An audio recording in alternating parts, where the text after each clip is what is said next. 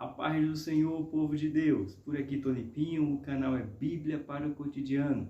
Seja bem-vindo de volta ao nosso canal e hoje nós vamos dar início ao nosso último trimestre de 2021, o quarto trimestre da nossa escola bíblica dominical, usando o material da editora Betel Dominical. Que esse final de ano, os 3 meses que chegará para findar 2021, graças a Deus, estamos passando por 2021 e podemos dizer até aqui nos ajudou o Senhor. A editora Betel, ela vai tratar sobre a carta que Paulo escreveu à cidade de Efésios, ou à igreja de Efésio, ou aos Efésios. E essa carta ela vai tratar principalmente sobre a doutrina da salvação. Se você quer saber onde se deu, como começou, quais são todos os princípios para a salvação, é esse trimestre. Esse trimestre vai te levar a aprender um pouco mais sobre os princípios da salvação. Lembrando que a carta de Efésios contém 6 capítulos, mas é de grande valia. Essa revista é da editora Betel. Quem faz o comentário dessa revista desse último trimestre de 2021, ou seja, o quarto trimestre, é o bispo Abner Ferreira. E ele vai trazer aqui a carta que Paulo escreve aos Efésios. Olha que capa bonita. Você pode ver que eu adquiri o tamanho grande da revista da editora Betel. E ele fala aqui a capa bonita com o nome Efésios e tem uma exposição sobre as riquezas da graça, misericórdia e a glória de Deus. A capa está aqui, você pode ficar vendo, é uma capa muito bonita. Então você pode adquirir porque essa revista ela vai começar o seu trimestre a ser usada nas igrejas no dia 3 de outubro, ou seja, o próximo domingo, porque esse vídeo vai sempre ao ar às terças-feiras. Então no próximo domingo você se direciona à sua congregação que usa o material da editora Betel e você vai aprender sobre a lição. Como é a primeira aula, deixa eu apresentar para vocês os temas e depois a gente entra na lição propriamente dita. A primeira lição vai falar de o maravilhoso propósito da salvação. O segundo, as bênçãos advindas da salvação. Terceiro, a oração de gratidão pelo conhecimento. Quarto, a tríplice dimensão da salvação. Quinta, membros da família de Cristo. Sexta, a revelação do mistério chamado igreja. Na sétima, a segunda oração intercessória. Oitava, a unidade do corpo de Cristo. A nona, os dons de Cristo para a unidade do corpo. A 10ª, o novo homem e sua conduta diante do mundo. 11ª, a plenitude do Espírito Santo. 12ª, a conduta do cristão no relacionamento familiar. E a 13ª, revestidos de toda a armadura de Deus. Essas são as 13 lições que nós iremos estudar, iremos aprender, iremos desfrutar aqui durante esses 3 meses. Te peço que, se você não é inscrito, que você se inscreva aí, acompanhe as nossas lições. É um canal de ensino. Sabemos que o YouTube é um pouco difícil a gente crescer para atingir mais e mais pessoas quando a gente tem o ensinamento, não é de ajuda, não é de escândalo, não é de polêmica, não é de confusão, mas sim só de ensino. Ensino baseado na Bíblia, baseado nos ensinamentos cristãos que nós acreditamos. Olha que capa bonita, mais uma vez. E agora eu te convido para a gente entrar na nossa primeira lição. Se você não tem a revista, aí na descrição eu vou deixar os tópicos para você. Se você pode adquirir, entra no site da editora Betel e adquire, ou acompanhe o nosso canal, que toda semana tem uma lição para a gente aprender da graça e do conhecimento. Vamos à nossa primeira lição? Vem comigo.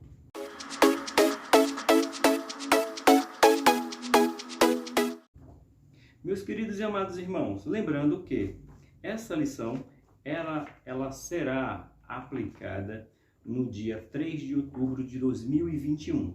Será a primeira lição. Aqui, o bispo Abner vai tratar primeiro sobre o maravilhoso propósito da salvação. Há um maravilhoso propósito para a nossa salvação. Então, essas 3 primeiras lições, o bispo Abner vai tratar muito sobre o contexto da salvação, como se deu. Você pega a sua Bíblia, a minha está aqui, ó, pertinho de mim, pega a sua Bíblia, mas a carta que nós vamos usar mais aqui, ou o livro da Bíblia que nós vamos usar mais, é o livro de Efésios. Vamos passear, lógico, por algumas outras passagens, porque eu ensino bíblico, então vamos passear por alguns outros versículos, vamos ver, vamos anotar. Tá aqui as minhas canetas, marca-texto, que eu gosto de marcar a minha revista, na hora que nós estamos aprendendo a palavra. Mas a carta de Efésios é a que nós vamos mais folhear, mais estudar. O nosso texto áureo está escrito no livro de Efésios, capítulo 1, versículo, é o versículo de número 4, que nos diz assim: como também nos elegeu nele antes da fundação do mundo, para que fôssemos santos e irrepreensíveis diante dele em caridade, ou em outra tradução, em amor. Efésios capítulo 1, versículo de número 4. A verdade aplicada, essa verdade é que nós aplicamos na nossa vida. O bispo Abner coloca assim: Deus nos deixou essa epístola para revelar a grandeza do seu plano da salvação. Um projeto elaborado antes de toda a existência. Então, se alguém perguntar, aonde começou o plano da salvação de Deus? Começou antes de Deus criar o universo. Alguém pode dizer para você assim, Deus teve o plano B porque Adão pecou e Deus disse, agora que eu vou fazer? Não. Segundo a carta aos Efésios, Paulo escrevendo, ele diz que a salvação veio antes da fundação do mundo, antes de Deus elaborar todo o mundo. Ele já tinha o plano da salvação elaborado para mim e para você. Isso é a carta aos Efésios e essa é a verdade aplicada. O nosso texto de referência se encontra no livro de Efésios, do capítulo 1, o versículo 1 ao versículo 6. Está na descrição do vídeo se você não tiver em mão a revista e nem um exemplar da Bíblia, que nos diz assim: Paulo, apóstolo de Jesus Cristo, pela vontade de Deus aos santos que estão em Éfeso e fiéis em Cristo Jesus. A vós graça e paz da parte de Deus, nosso Pai, e do Senhor Jesus Cristo. Bendito o Deus e Pai de nosso Senhor Jesus Cristo, o qual nos abençoou com todas as bênçãos espirituais nos lugares celestiais em Cristo e nos predestinou para filhos de adoção por Jesus Cristo para si mesmo, segundo o beneplácito da sua vontade, para louvor da glória da sua graça, pela qual nos fez agradáveis a si no amado.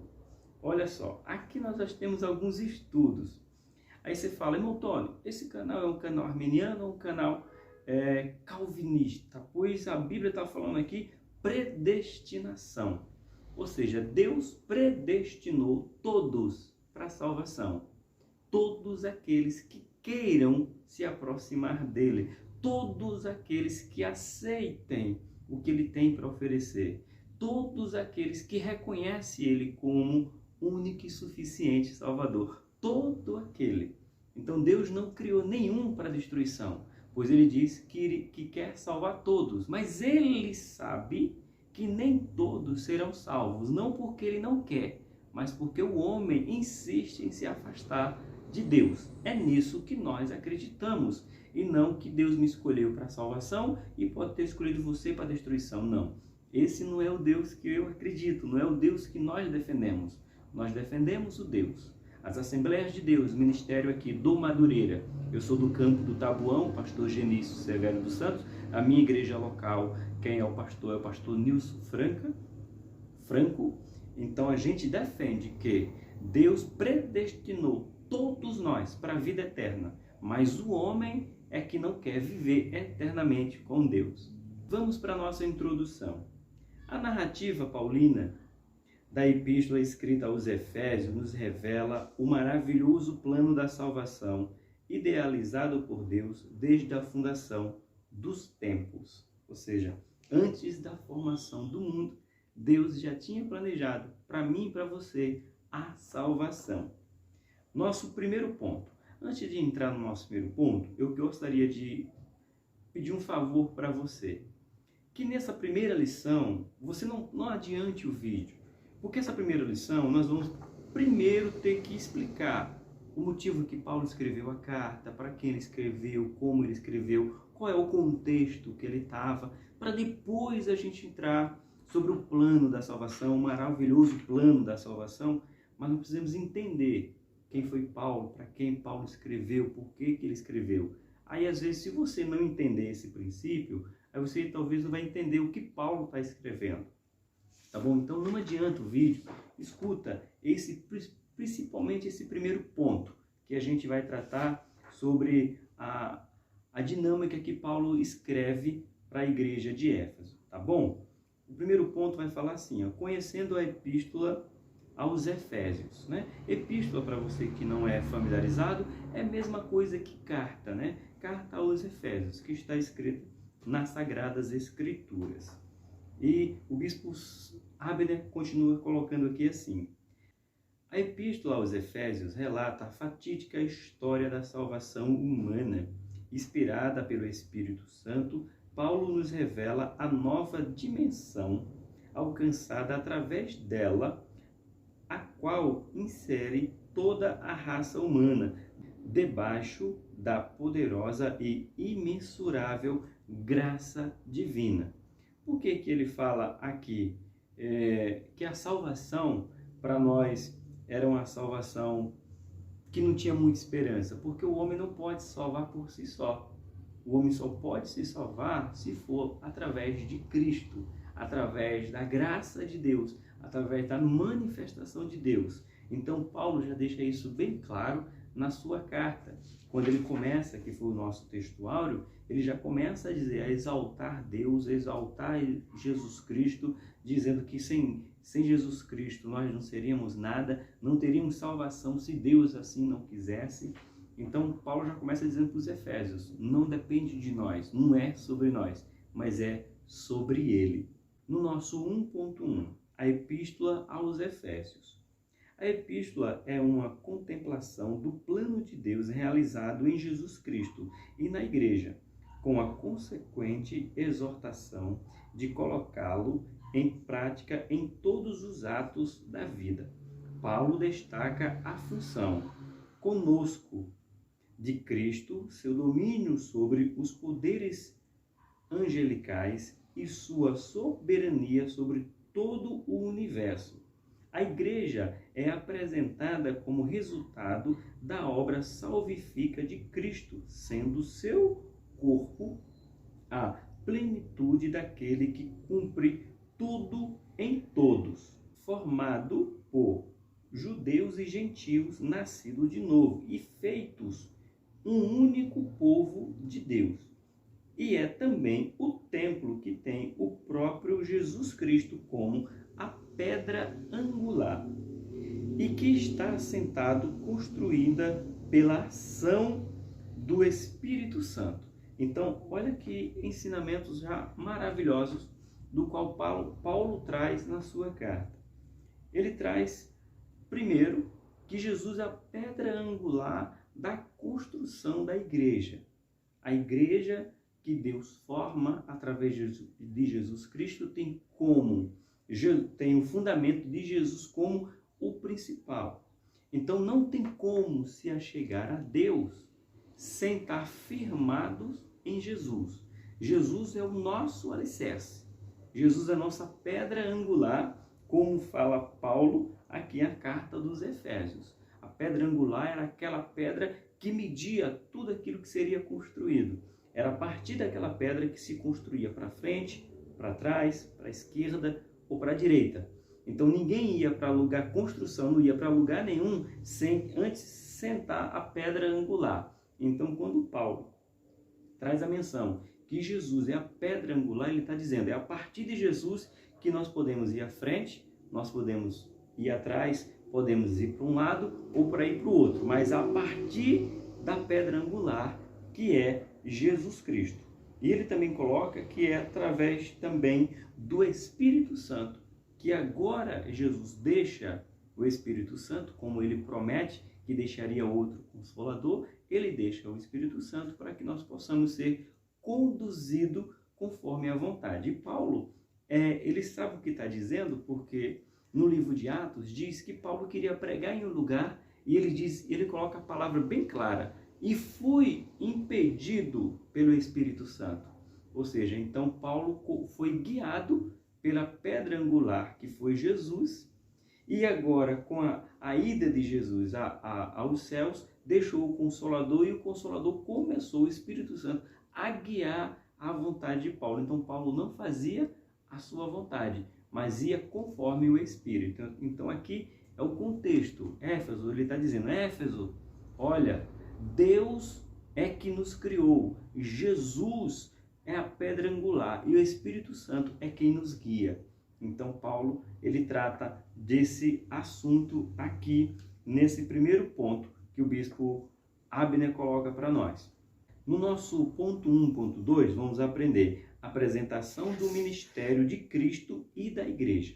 Vamos entender o ministério de Cristo e o ministério da igreja. Cristo, o noivo, e a igreja, a noiva, né? Que em breve Cristo irá buscar a sua noiva para a grande boda, né? Então vamos entender um pouquinho na carta. Fica aí, esse primeiro ponto é esse contexto histórico que Paulo está dizendo o porquê que ele está escrevendo essa carta aos Efésios. A carta começa com um hino solene que reflete as características do estilo litúrgico que é inspirado nas grandes bênçãos judaicas. Seu tema é o ministério de Cristo, isto é, o desígnio divino da salvação, conhecido em Deus desde a eternidade, anunciado pelos profetas e plenamente realizado em Jesus Cristo. A iniciativa deste desígnio pertence ao Pai. Foi Ele quem nos escolheu e nos predestinou para sermos seus filhos adotivos. Mas quem cumpre a ação salvadora do Pai é o seu Filho amado, através do Espírito Santo, o penhor de nossa herança na glória. Vamos ver o que diz Efésios, capítulo de número 3, o versículo 3 e 4. É Paulo apresentando para a igreja de Efésios o ministério de Cristo. Então ele coloca aqui assim, ó: como foi este mistério manifestado pela revelação, como antes um pouco vos escrevi. Versículo do número 4. Por isso, quando ledes, podeis perceber a minha compreensão do ministério de Cristo.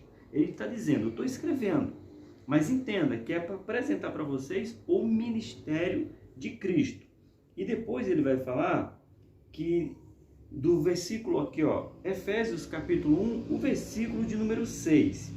Ele vai mencionar aqui dizendo: para louvor e glória da sua graça, pela qual vos fez agradáveis a si no amado. Quem é o amado? Jesus Cristo. Ele está só reforçando. O versículo 14, ele continua dizendo, agora falando do penhor do Espírito Santo, mas apresentando Jesus Cristo. Por quê? Jesus Cristo havia afirmado que deixaria outro Consolador, o Espírito Santo. O versículo 4 ele coloca: o qual é o penhor da nossa herança, para a redenção da possessão adquirida, para louvor da sua glória. Então Paulo, ele primeiro começa a sua carta, antes de doutrinar toda a igreja de Éfeso, ele está mostrando quem é o cabeça, quem é o fundamento, quem é a pedra angular, quem é o Consolador, quem é Deus.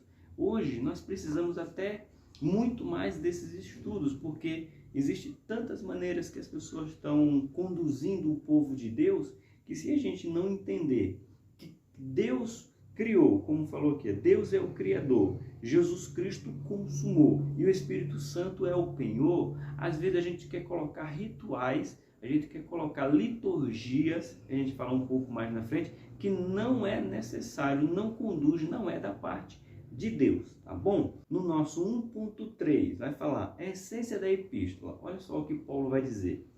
Paulo deixa muito bem claro que não basta apenas contemplar o ministério de Cristo e bendizer ao Pai por seu desígnio de amor.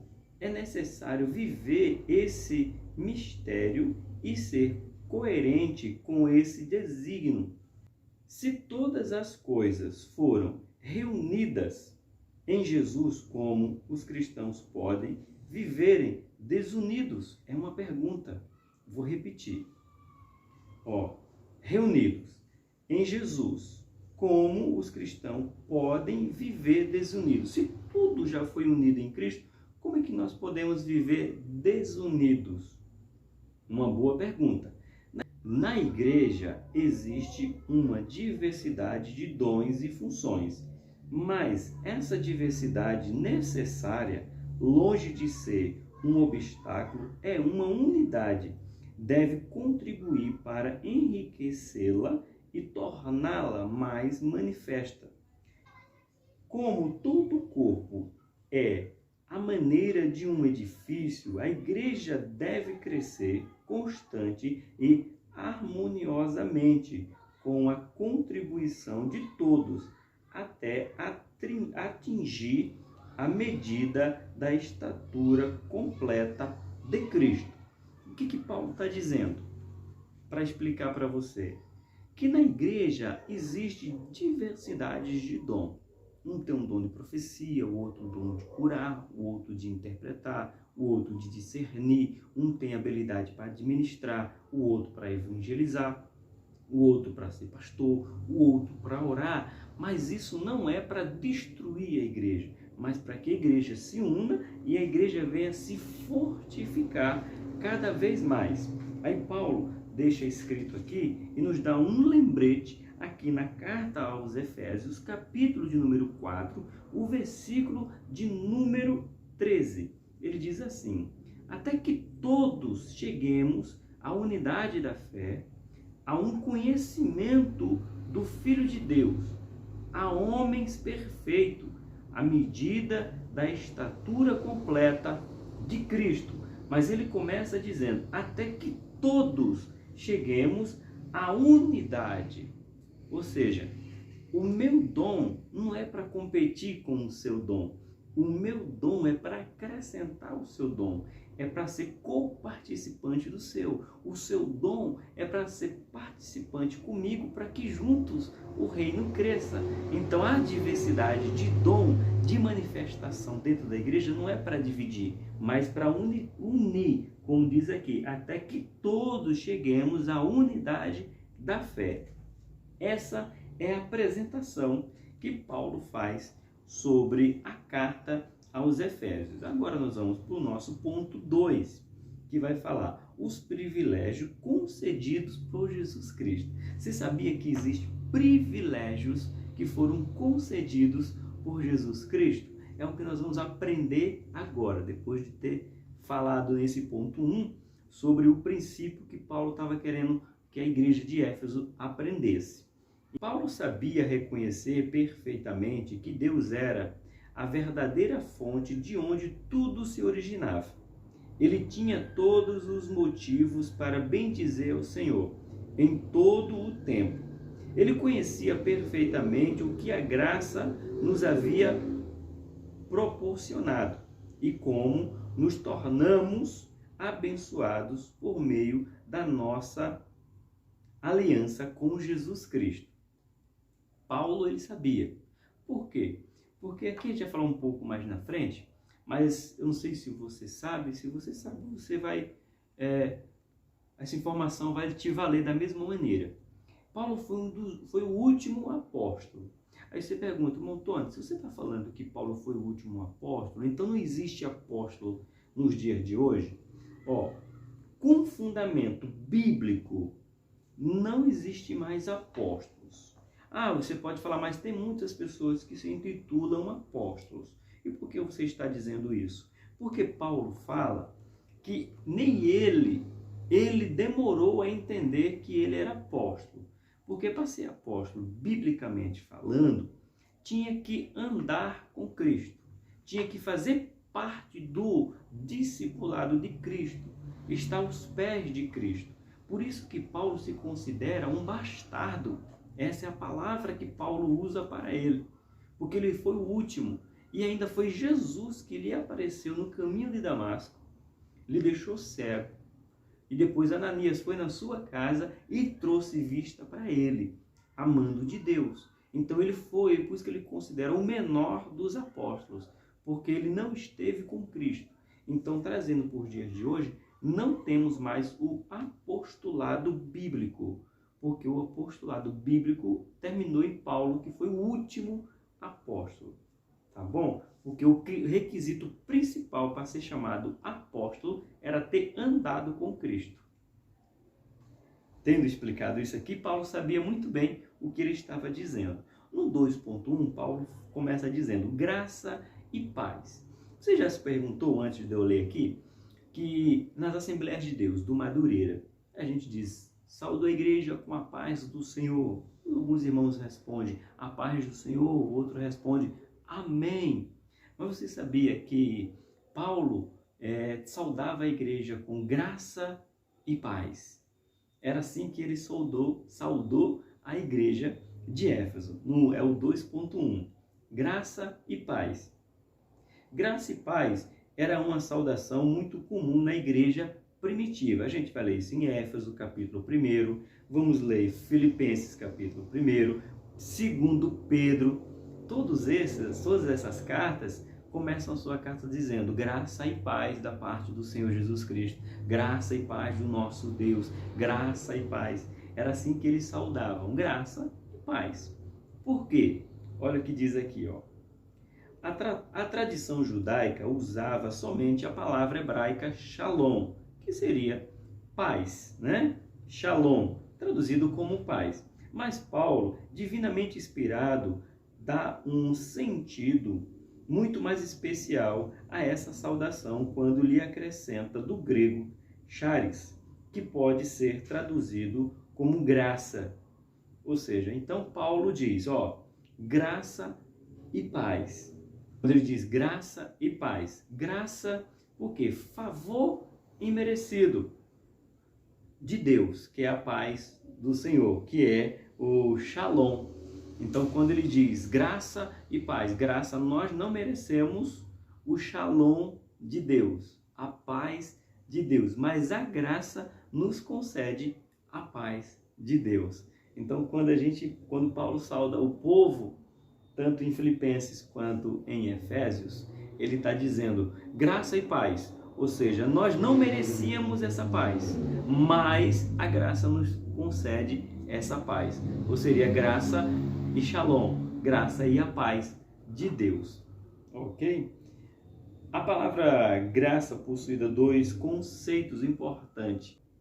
Aparece como um dom imerecido, retratando algo amável. Indica que na vida cristã deve haver bondade e encanto. O shalom, paz, significa tudo o que se relaciona com o bem supremo do homem. Paz, do grego, eirenime, indica a tranquilidade, bênção, que desfruta tudo aqui está em Cristo, por terem sido reconciliados com Deus.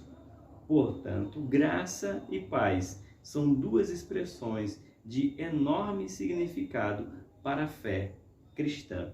O que você precisa é da paz, mas nós não merecemos, por isso que vem da graça, favor imerecido. A paz imerecida nos foi dada. Amém? No nosso 2.2, a fonte de onde tudo se origina. De onde se origina? Foi do Big Bang, foi da explosão que criou tudo. E o bispo Abner começa dizendo aqui, ó, Dirigindo-se ao povo de Éfeso, Paulo faz duas importantes colocações acerca de si mesmo e do seu apostolado. Ele não usa de vanglória quando afirma que se tornou apóstolo pela vontade de Deus, que é Efésios 1:1. Vamos ver o que diz Efésios 1:1, que ele diz assim: Paulo, apóstolo de Jesus Cristo, pela vontade de Deus, aos santos que estão em Éfeso e fiéis em Cristo Jesus. Agora, por que Paulo faz essa saudação? Qual é a razão dele estar tratando o povo com essa saudação? Vamos ver? Paulo vivia um assombro e uma grande admiração por Deus ter escolhido um homem como ele para tal missão. Ele sabia perfeitamente que a sua eleição aconteceu devido à imensa graça de Deus, não porque fosse merecedor. Efésios 2. Em forma de gratidão, ele usa o termo bendito para dar exclusividade a Deus e legitimidade àquilo que é a fonte de todas as bênçãos. Somente o Senhor é digno de ser chamado de bendito, porque ele é a fonte de onde tudo se origina. Vamos ler mais uma vez o que diz o nosso texto áureo, que é o Efésios capítulo 1, o verso de número 3. Bendito o Deus e Pai do nosso Senhor Jesus Cristo, o qual nos abençoou com todas as bênçãos espirituais nos lugares celestiais em Cristo. Então ele estava reconhecendo, quem ele era. E Paulo sabia por quê. Não sei se você sabe, Paulo ele faz até menção que ele era perseguidor de Cristo e que na idade dele não tinha ninguém mais fervoroso para defender o nome de Deus do que ele. Aprendeu aos pés do grande mestre Gamaliel. Então ele diz: só Deus, só pela bondade de Deus, para ele me escolher para poder falar do amor dele. Só Deus, é só por isso que ele fala que Deus, ele é bendito. Só Deus é que pode ser bendito para escolher um homem como eu, Paulo se referindo. No nosso ponto 2.3 diz assim: abençoados em todas as bênçãos espirituais. Olha que é importante, todas as bênçãos espirituais. Paulo também nos apresenta duas poderosas perspectivas acerca das bênçãos divinas. Primeiro, ele fala da abrangência de nossas bênçãos. Temos todas as bênçãos espirituais. Temos, ou seja, já tomamos posse. Olha só. Ele continua. No Antigo Testamento, Deus prometeu a bênçãos materiais a Israel, como uma recompensa por sua obediência. Deuteronômio 28, do versículo 1 ao versículo 3. Ele dizendo que ia derramar bênção sobre o povo de Israel, bênção material. Só que Paulo está tratando aqui com bênçãos espirituais. Vamos ver. Agora, ele promete suprir todas as nossas necessidades segundo a sua riqueza. Filipenses 4:19. Em segundo lugar, Paulo fala da esfera das nossas bênçãos. Ele se encontra nas regiões celestiais, ou seja, muito mais além do que material, porque material é perecível, onde o ladrão mina, onde a ferrugem corrói, então a celestial é muito mais valiosa. Por isso que Paulo está falando que são as bênçãos celestiais. Além das bênçãos que suprem as nossas necessidades terrenas, o Senhor tem bênçãos celestiais para nos capacitar para todas as coisas. A nossa melhor forma de retribuir as bênçãos outorgadas pela graça divina é permanecer fiel a Ele em todo o tempo, louvando, exaltando o seu nome e testemunhando acerca dele enquanto estivermos vivos aqui neste mundo. O Senhor não nos abençoou com uma ou um pouco de bênção, nos abençoou com todas, a quem permanece em Cristo. Ele dá liberalmente todas essas coisas, onde Deus abençoa com bênçãos espirituais. Tudo é abençoado. Então é com essas bênçãos que nós somos abençoados. Então, quando nós conquistamos bens materiais, é porque as bênçãos espirituais já nos alcançou. As bênçãos espirituais estão sobre nossas vidas e podemos adquirir bênçãos materiais. Chegamos no nosso ponto 3, as grandiosas riquezas da graça. Tudo no plural, as grandiosas riquezas da graça. Vamos ver o que o bispo Abner coloca. Nesta sessão, Paulo faz um relato das bênçãos recebidas em Cristo Jesus.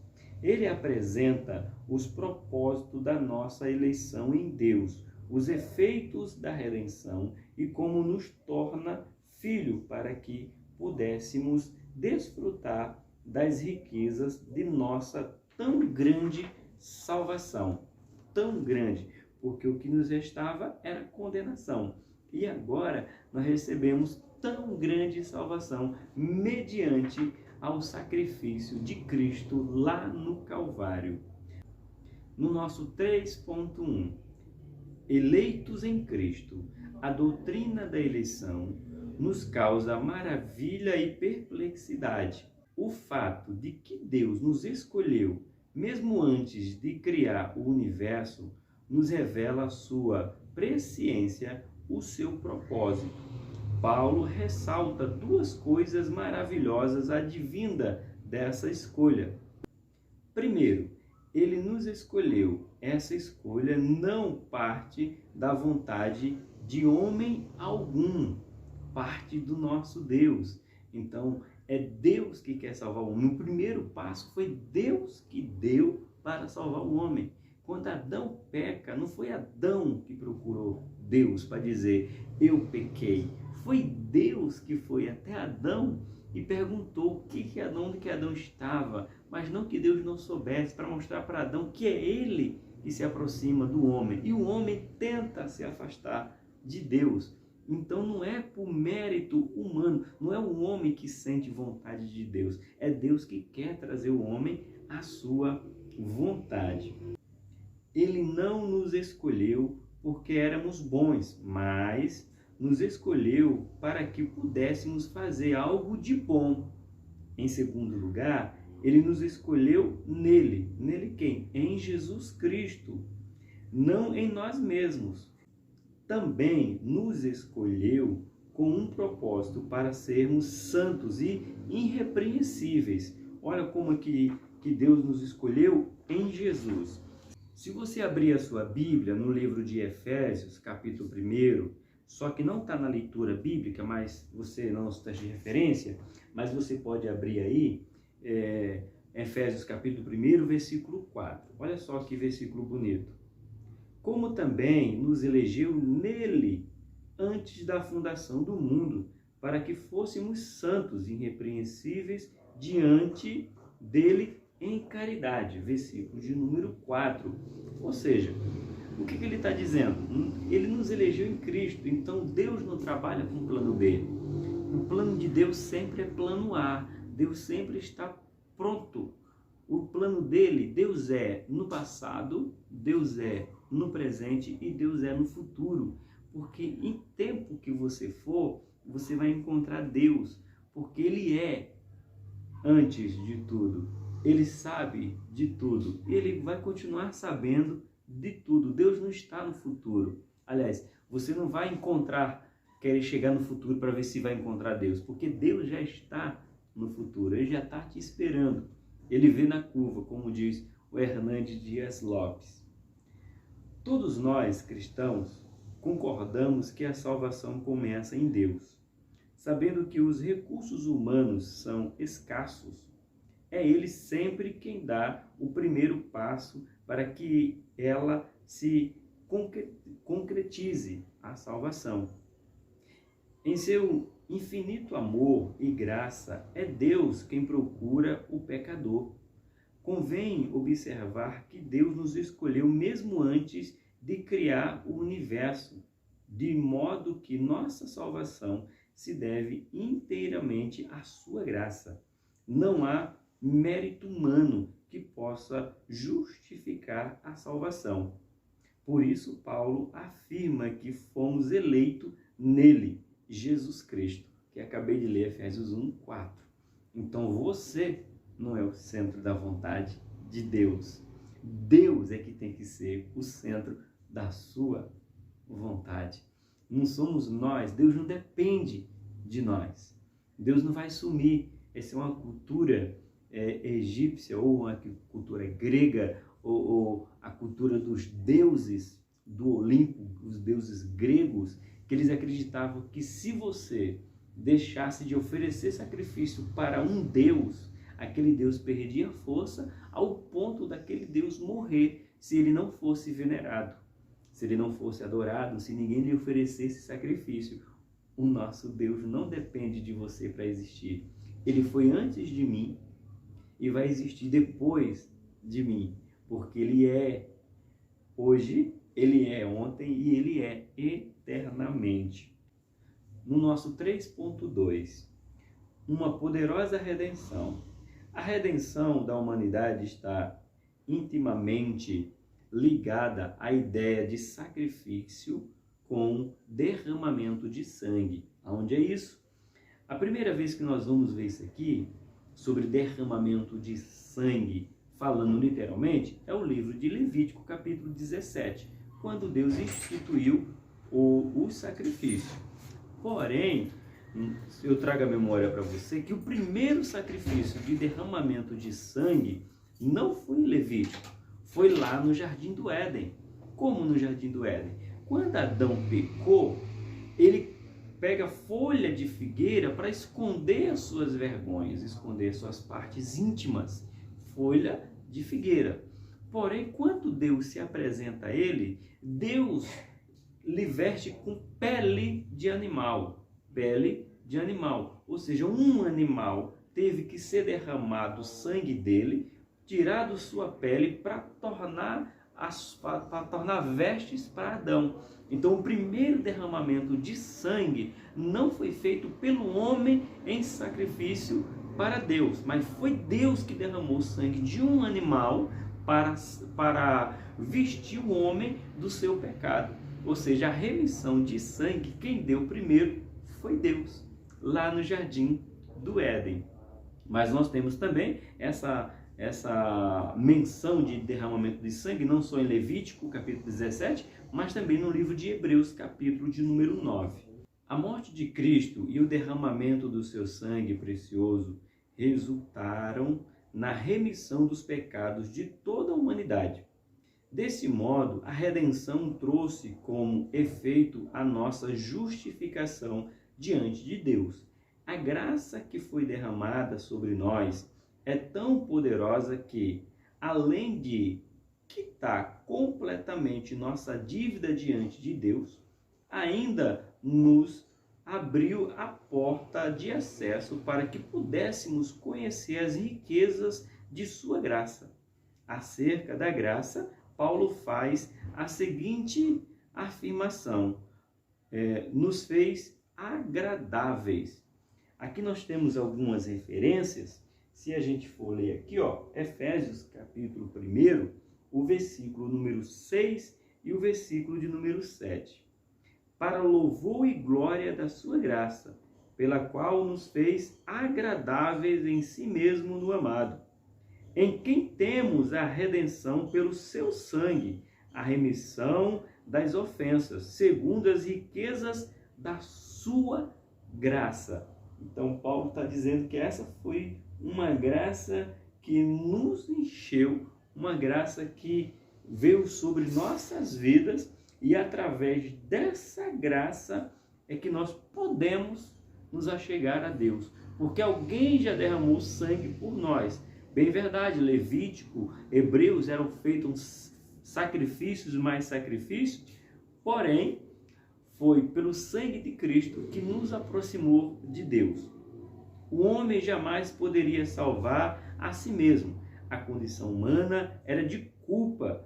A redenção nos libertou dessa culpa em Cristo. Fomos justificados. A palavra redenção indica libertação em razão do pagamento de uma redenção.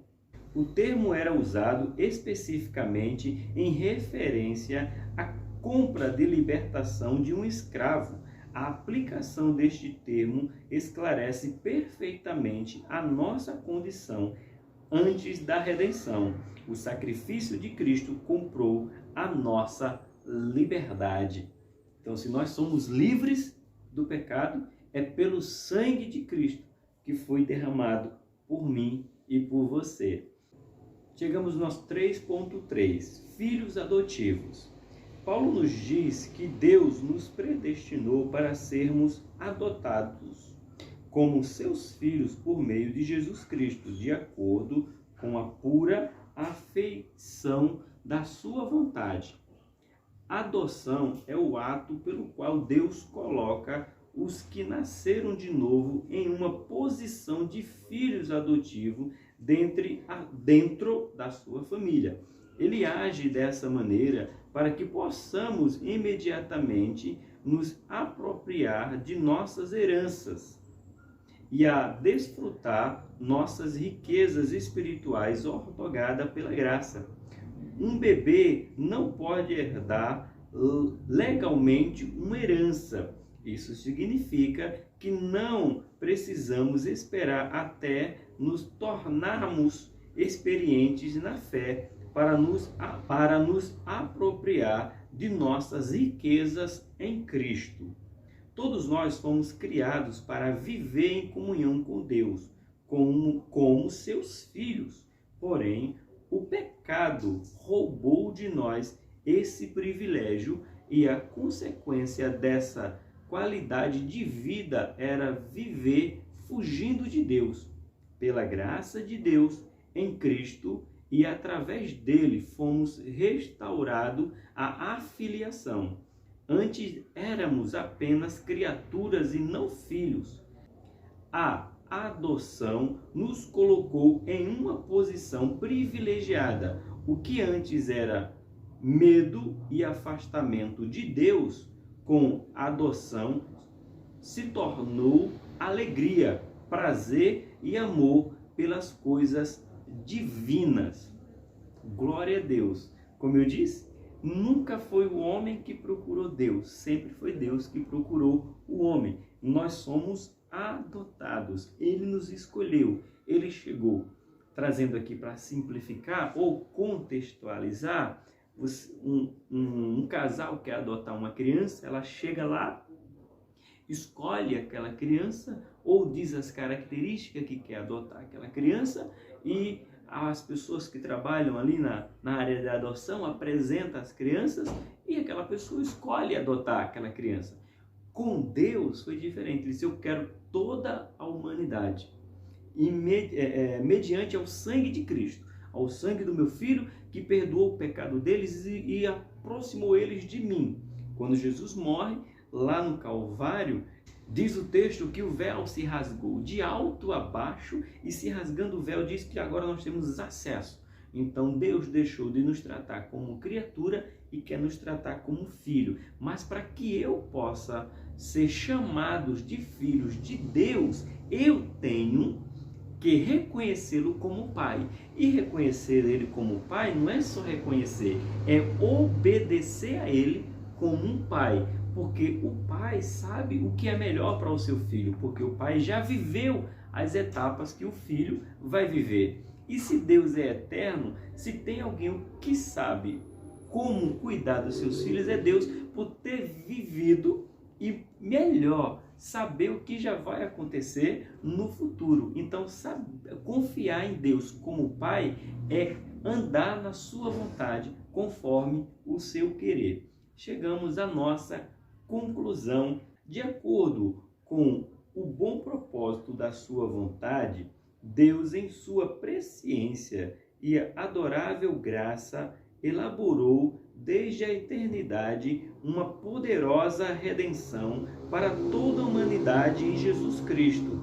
Ele nos resgatou e nos adotou para nos tornarmos participantes das promessas em Cristo.